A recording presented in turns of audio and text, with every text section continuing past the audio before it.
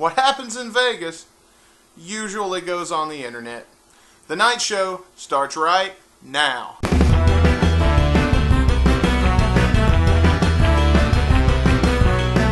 Welcome to the night show. I'm Dustin BURCHAM, and you know, anytime you do a lot of traveling, you come back with some pretty good road stories. Over the last few years, I've spent a pretty fair amount of time on the road following Guns N' Roses on some of their various tours since 2011. But I wanted to tell you a couple of stories tonight. The last one I went to was back in June of 2014, and we had a pretty good time. I met some great people and got to see some friends I don't get to see very often. So now this was back in June of 2014. They were doing the residency and the Hard Rock in Las Vegas. It was the GNR No Trickery, what was it called, An Evening of Destruction, and it was happening at the Joint, which is part of the Hard Rock Casino. So I went to go see two shows of that tour, and this was the Friday and Saturday show. It was the last two shows of the tour.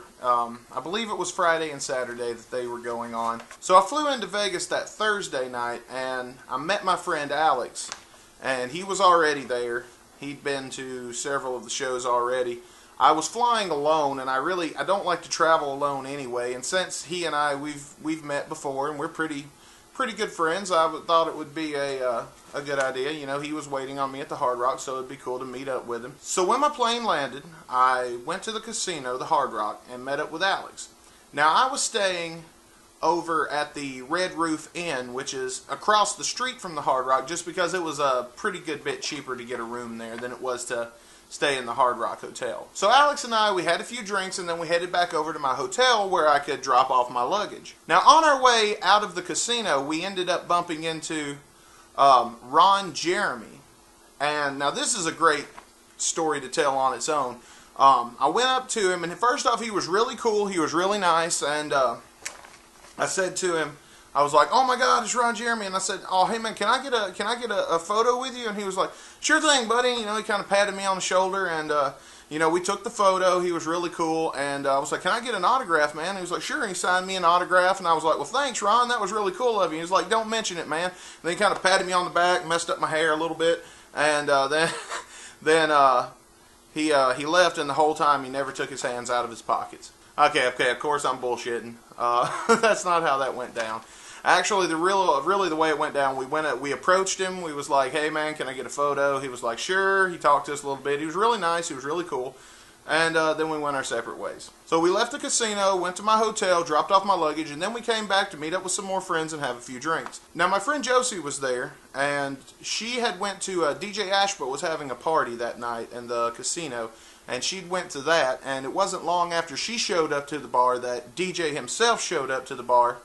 And hell, he bought us all around a drink, so that was pretty cool. I went back to the hotel room, I got some sleep, and the next day we met back up at the Joint where we saw the first show, and it was awesome. I'll tell you, it was one of the best GNR shows I've ever seen. So what was cool was they were playing Estranged, and after Estranged was over, everybody, we were all in the front row, and we started chanting, "There was a time, there was a time." And what was cool then, the lights fade down, and then the opening harmonic, whatever you want to call that, to "There Was a Time" started playing. Of course, we all lost our shit, and I gotta say that was first off, that was the first time I'd ever got to hear "There Was a Time" played live, and second off, of the live times that I've seen when I was seeing like YouTube videos and recordings and shit, that was the best performance of "There Was a Time" I've ever heard. And it was amazing. Oh man, then later on they ended up playing, I heard the opening for Yesterday's, and I'd never got to see it live either. And I lost my shit. I was so happy. So after the show, we met back up at the casino for a little bit. We hung out. I went back to my room after a little while. We had a few drinks, I'm sure, obviously. I went back to my room, and I need to point out it was daylight outside. So I got some much needed rest. Not much.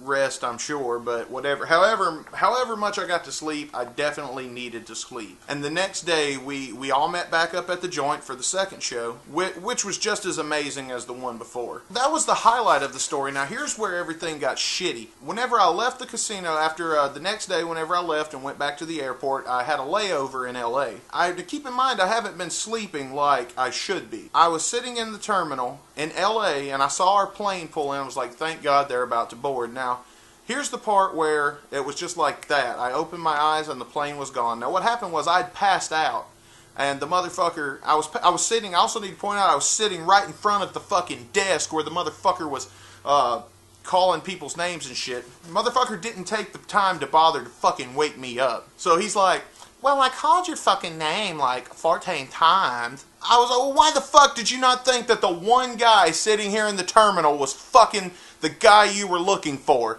Did that never cross your stupid fucking mind? I was fucking pissed. Turns out that the airport at LA closes, and I had to fucking leave. They made me fucking leave. And there was nowhere that I could stay in LA, so I had to sleep on the fucking sidewalk in front of the fucking airport. So about 7 in the morning, the fucking airport finally opened back up. I had rescheduled my flight, was having to wait another 9 hours to get a flight back into Memphis. But when I finally got back into Memphis, Reese and my wife picked me up, and we went home, and when I finally passed out, I was dead for at least a day or two. So that's my Vegas story from 2014. And hold on just a minute there, BURCHAM. Hey everybody, it's Glenn Danzig. Hey, what's going on? Well, I couldn't help but notice you didn't say nothing about Danzig in your little Vegas story there, buddy. Well, I didn't meet you in Vegas. You weren't even there. Let me tell you something, buddy. Danzig is always there. Danzig is everywhere. You don't never question the power of Danzig. Okay, my bad.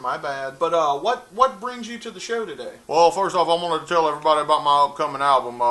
Brand new. It's going to be brand new songs. It's going to be amazing. Well, hey, that's some awesome news.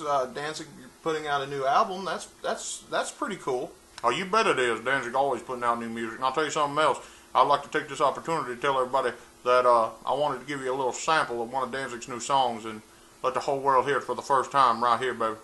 Oh, wow. Well, yeah, that would be great. Yeah, sure. We'd love to hear some of your new songs. Why don't you let us hear them right now? Oh, yeah, baby. Here it comes. Acapella. Danzig don't need no backup band, no music. Hang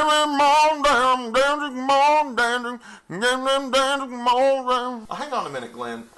Okay, I'm sorry, no disrespect, I could be wrong, but that really sounds a lot like Give Me More by Britney Spears. What are you talking about? I'm pretty sure that that's Give Me More. No, ain't no Britney Spears. That song's called Blood Demons and Satan Unleashed from the Fiery Pits of Hell. I don't mean any disrespect, I'm just saying that song, that's Give Me More by Britney Spears. Alright, I see your point. Maybe it could happen to anybody. Sometimes, you know, two artists write a good song, you know, sometimes maybe they might sound a little similar. But that's okay, because, you know, never fear. Danzig's always here with some brand new music. I got 1 million of these. And I'll tell you what, how about I hit you with another one right now? Okay, well, you got another one? That's fine. Sure. Hit us with it. Alright. Check this one out. But now Danzig's stronger than yesterday. Now we're nothing but a Danzig way. Okay, hang on. That's another Britney Spears song. That's Stronger by Britney Spears. That's the name of that song. What? No. You're just making that up now. That ain't no Britney Spears. That's another song. That song's called Muscle Bound Demon in a Headlock. I'm sorry to have to tell you that, but that's Britney Spears, Glenn. That's not a new song. Alright, that's fine, because I got 1 million of these. How about I hit you with one more here? Now, you tell me what you think about this one. Now, this one's a hit. This one ain't got nothing but satanic metal, punk, horror, genre, misfits, whatever, written all over it. Danzig, baby. Alright. Well, I guess, you know, third time's the charm. So, sure, throw down another one. Why not? Oh, Danzig did it again. He played with harmony.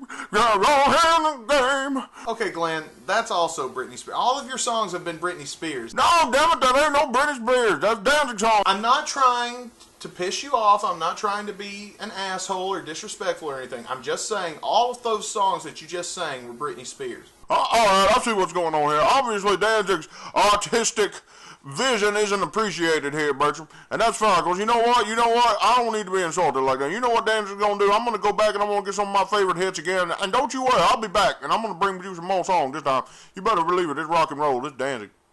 Alright, well, take care. Thanks for stopping by.